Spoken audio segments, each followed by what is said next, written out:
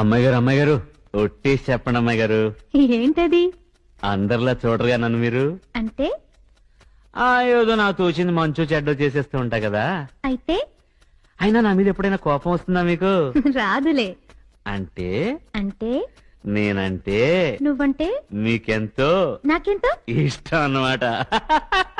ఇవ్వాలైనా మీరు ఏది అది అమ్మాయి గారు. చెప్పాలి ఏం కావాలో మీరు ఏదో అది అబ్బాయి గారు.